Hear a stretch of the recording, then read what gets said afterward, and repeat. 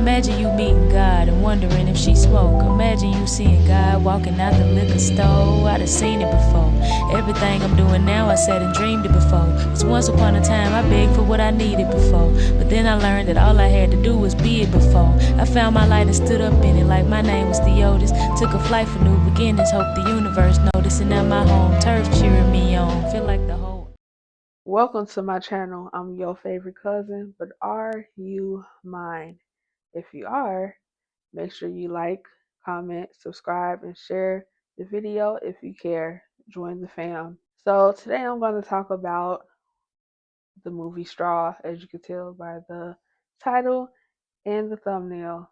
This review is lighthearted. I don't want y'all attacking me saying I'm coming at Tyler Perry or either way. I don't care that much. It's not that deep for me. I'm just having fun with this review. Let's get into it. So to me, Straw is like one of them days, but with a tinge of psychosis. The overall concept is clever. The daughter had passed the night before.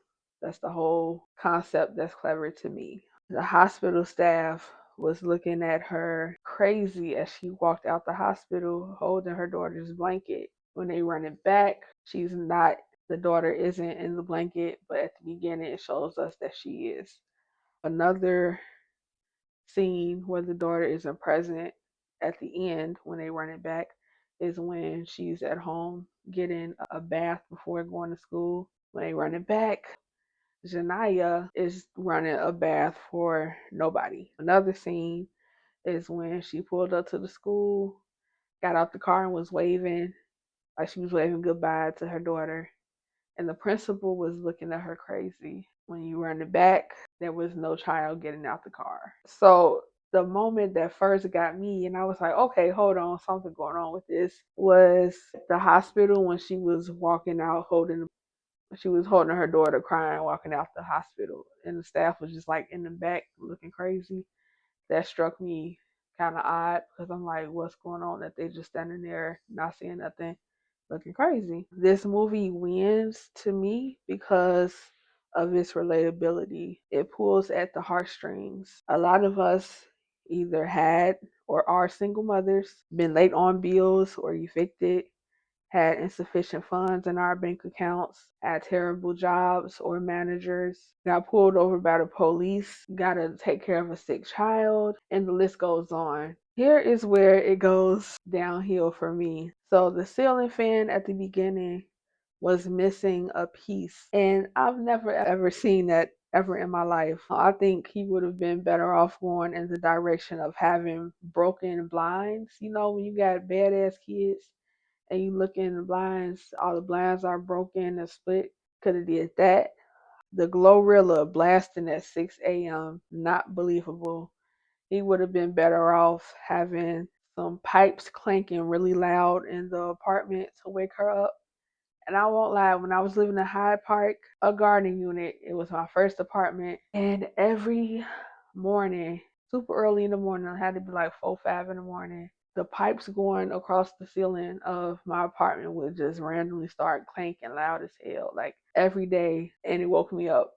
That would have been more believable than somebody blasting Glorilla at 6 a.m. Because 9 times out of 10, if they at home doing that, they're not gonna be up at 6 a.m.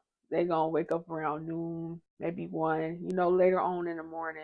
The teacher making fun of her daughter for not having $40 for lunch and having to eat a special lunch, whatever that means. Based on the neighborhood, majority of the kids wouldn't be able to afford full price lunch, not just Jania's daughter.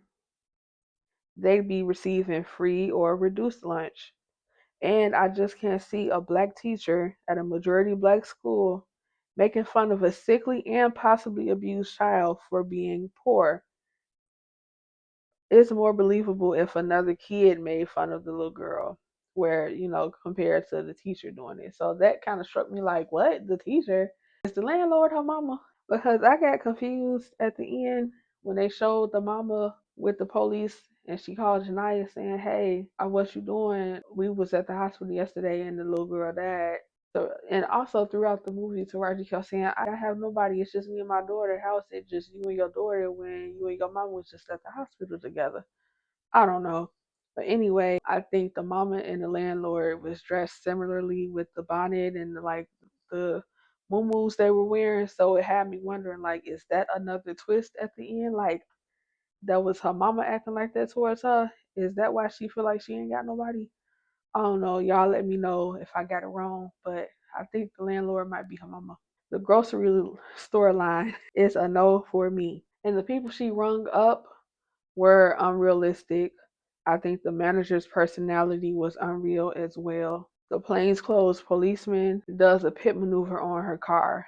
To me, that was exaggerated and terrible acting, especially when he said make her suffer to the other police lady that was giving her a ticket once her car spun out and was facing the wrong direction.